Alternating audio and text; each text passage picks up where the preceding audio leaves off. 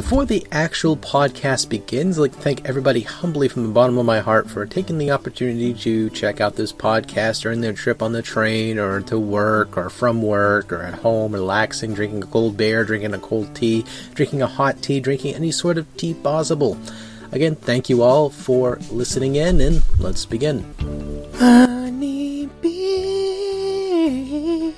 Hello, YouTubers and all those happen to watch. Hope you're all doing quite well, and everyone else on SoundCloud, hope you're doing fantastic. Anyways, so this, of course, is episode 11 for the DanVanDam and Friends podcast. This is an introductory episode to the following debacle, the thing that is going to be a subject topic for another day. And I'm saying another day because it's quite frankly put, I can't just talk about this thing by myself. It wouldn't make any sense after a while, because it's just only one perspective versus someone else could talk about it. Even though the facts are kind of laid across the table when I mention all this shit. I mean, some people could be really technical, so, well, this D&D invented the invisible thing. Anyway, I'll get into it quite a moment here. Actually, I'm supposed to be getting into it right now. Let's get into it right now. Let's jump right into it. Let's roll our elbows up. Let's get ourselves all situated. Hope you're comfortable. Hope you have your iced tea. Hope you have your beer. And if you like this said show, if you like this said episode you listened to just now, be sure to give it a like or give it a fave. Give it a heart. Give it whatever you wish on SoundCloud. And give a big old thumbs up button here on YouTube. That's the only time I'm going to say this, by the way, or say that, should I say, so therefore you get the picture. So, alright. So, Doom 4's got announced. It has been announced for a little while now. It's gotten a bunch of new trailers. Got a alpha stage, a multiplayer example up on wherever you want to call a social media outlet. YouTube, Facebook, wherever. So, long story short, is they showed up the multiplayer and it looks exactly like Quake, or should I say Quake 3. There's nothing wrong with that, might I add. It's cool. You know, the same weapon system where you run around, you pick up the items like that. It's an old school, it's a very old school, which is a very welcomed FPS shooter. Now, many people in the said comments of most of these videos keep on saying, well, Halo did it first, why else Doom copied that? And I'm sitting there looking at them and my eyes are glazing over in the back of my head. Either these guys are excellent trolls, or they're extremely stupid. Or they just simply do not know. I'm trying to fathom which is the piece here that fits inside this jigsaw puzzle, because I'm sitting here looking at these people, and they're quite frankly giving my brain the derps. So, I'm sitting there looking at him going, oh, well, first off, the invisible feature was not introduced into Halo. It could have been utilized in Halo, used as an asset. But it's like taking ideas from one game, like a public domain style, and putting it into their own. So, for example, Doom 1, Doom 2 all used the invisible camouflage, which made you all invisible. And you can see the icon in the trailer for multiplayer and all that too, so this isn't like I'm just throwing this off the cuff here. You can look at the multiplayer from that, look at Doom 1, Doom 2, and go, holy shit, you're right. Because it makes sense. I mean, the style of game that uses this multiplayer element, or uses a specific power-up, a temporary invisibility buff, was again used in Doom. I mean, even the characters and the monsters inside Doom were invisible. Hell, even in Heretic, the enemies were invisible. Did Marathon use that? Nope. I don't think they did. Nope. Did Halo do that? Yeah, shortly after. But as far as that goes, it's again, people are acting like Halo invented the freaking the wheel here, and they really did not. Is Halo a very good FPS? Is it, I would say, not going to say the best of all time, because it really is not. That's a really subjective thing, so therefore I don't class it ever as that. I see it's a good FPS shooter. That was originally an RTS, which of course got scrapped and turned to an FPS, which I kind of understand why, because it probably would have not been so as good. Because, let's look at the other one that came out, the Spartan, whatever the fuck it was called. I'm going to call it Spartan, whatever the fuck it was called, because that's all I can remember of the name. So, again, it just simply falls into the category of, yeah, it's pretty good, but it's not masterclass, you know, it isn't that great. So, as far as FPS shooters go, I always say, this is as clear as day, even though I don't play the game anymore, Enemy Territory was the best online FPS shooter of all time. Why? It isn't because I have nostalgia goggles, it's because it was simply the innovator of a very creative idea. Objective modes and all that, it was such a good game, and I'm very surprised that id Software hasn't made a modernized version of this game free-to-play. Added like a thing kind of like COD, how they have a roulette system for special cosmetics, which, seriously, they would make a fucking fortune off that, especially if they took the new Wolfenstein engine and made a ET out of that, a lot of people to mod it. That would be huge, but of course, it will never do that. Now, this is not me being an id fanboy, might I add, because I actually have a little bit more love towards 3D Realms, even though the new 3D Realms is a good company. I like what they're doing so far. They're not actually master craftsmen themselves. They're starting to get in the grasp for the said genres that they're working with currently. Now, again, this is not me bashing them. I think, again, they're a credible company. They did a pretty good job with the Rise of the Triad. And I'm talking about Interceptor. They're the ones who develop the games, and 3D Realms is sort of the husk or the brand name that's in front of everything. But other than that, I could kind of see that, again, ET is definitely the greatest FPS online shooter of all time. I'm just saying, this, people look at Counter-Strike, and it's fine, that they're entitled to say that. It's just like someone saying, well, I preferred Quake 3's online, I preferred online tournaments online, I preferred online from Unreal Tournament 3, which, again, all good choices. I mean, none of the things people, none of the, should I say, tongue-tied, brain fart, just woke up, give me credit here, is any of the names I just mentioned are not in, just don't have any potential. I'm saying that, to me, I prefer and say that ET was the best one of all time because it was just simply fun. It was really good. There's barely any problems I suffered from that game other than a server disconnection, and it was just because it was crafted pretty well, which was very surprising, at the time. And it's like, most of the games nowadays are multiplayer, so people say they're the best multiplayer of all time, which, again, we're in the day and age that everything is mostly multiplayer. So it's really more of a skeptic's approach at playing FPS than ever before, because you get so much shit going on at once, it's almost impossible to really pinpoint something that sets apart from each other, because it's impossible because everyone's copying each other. That's just how the just how the industry works, if you would say that term. It's just you cannot find a base of operations here for that. But yeah, so anyway, Halo versus Doom, basically. And you kind of look at Halo. Now, Halo has took the ball and ran with it after it didn't quite get too much traction after a while. Yes, ET was still playable, still there, but it wasn't quite getting that much mediocre attention as it was then than it is now. Now it's just sort of there.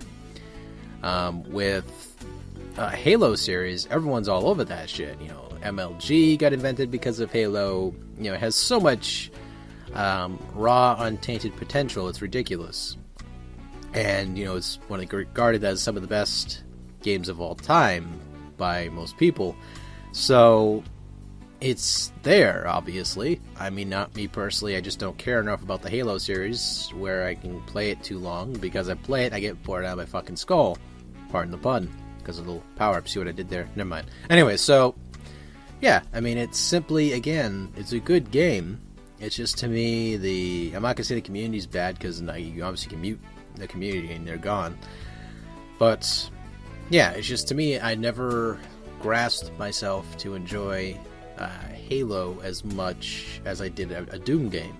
And it just because it felt more satisfying to play a Doom game than ever did to play a Halo game.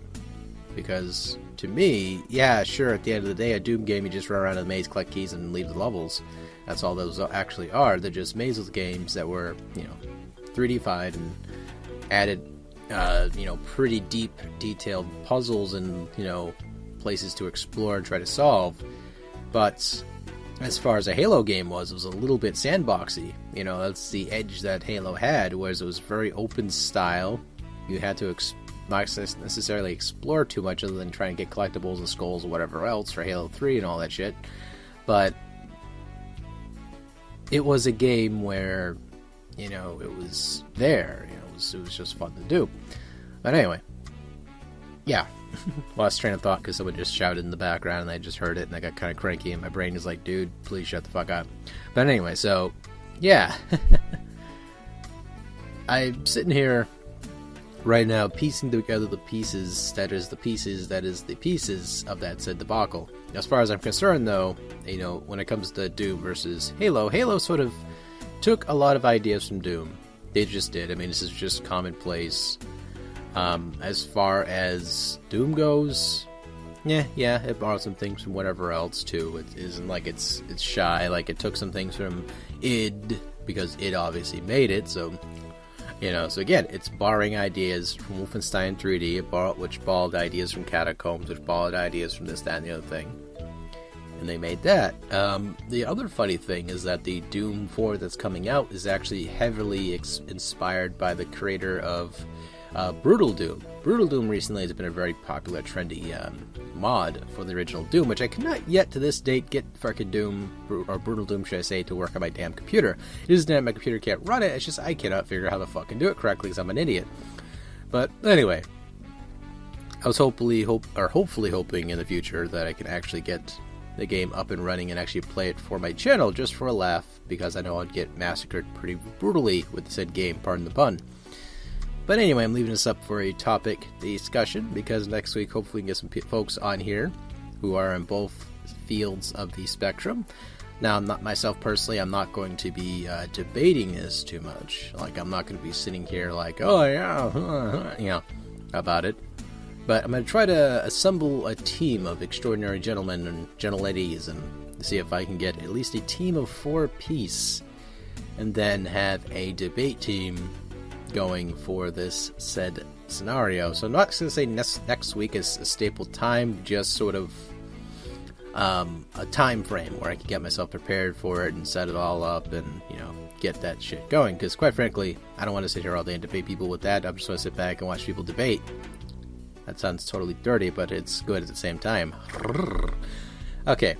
Anyway, next topic is, of course, me loosely talking about Bombshell, which I just recently reviewed on dailygamepad.com. If you have a heart, soul, and everything else, go check out the website and check out the review. If you need a link, I'll just give it to you. Make sure you always have a glass of water nearby, because it just helps tremendously.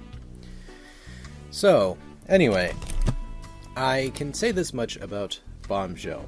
It has a lot of things going for it, but then when it comes to story and everything else, it isn't quite as robust as I would expect it to be. Now, it has some issues where hopefully it can get fixed in the future, at least future games to come. Now, Bombshell itself is a twin-stick, over-the-head style shooter. Now, it isn't literally over-the-head, it's kind of like a, I can't remember the damn term for it, but it's kind of like Diablo 3 or Diablo 1 or 2. And you basically run around, you collect power-ups, you collect new weapons. It has that old-school vibe. Now, originally, Bombshell was supposed to be Duke Nukem Mass Destruction, or Total Meltdown. Yeah, it was Total Meltdown.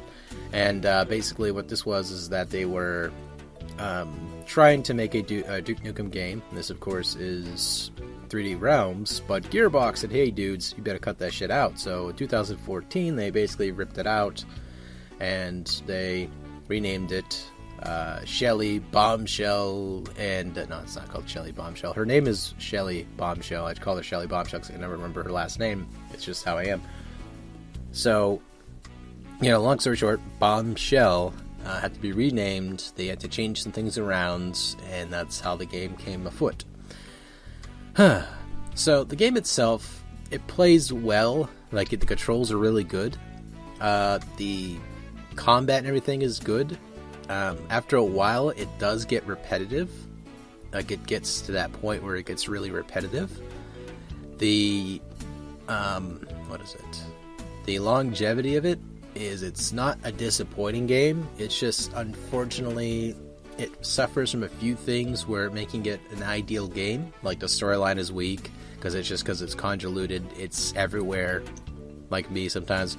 So, yeah, it's just to me not very solid.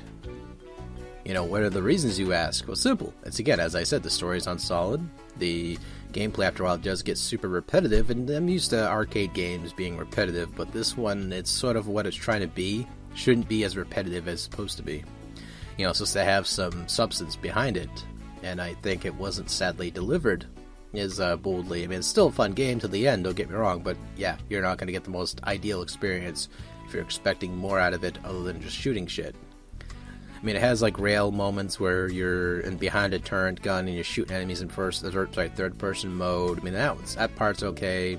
There's, it tries to mix a few elements in there at the same time. It has RPG elements too, where you can upgrade your weapons. You can upgrade Shelly, Bombshell, or what have you. Where it's a good game again, but it's not the most ideal game. Now, set at $34.99, it's definitely not a bad price per se, but I'd say wait for it on sale if you're really still interested in the side game itself. Also, be advised, you need a good computer to run it. That's all I can tell you with that, because if you think you're just going to run it right now, you don't have a good computer, then you're in trouble. You're gonna be like, if you're running like a Tandy, you're definitely in trouble. Your computer will explode, it will melt into like a puddle of goo. But anyway, that is all for now. I'd like to thank everybody for listening in, and if you liked this said podcast, be sure to give it a like as before, and be sure to share it among your friends. Take it easy.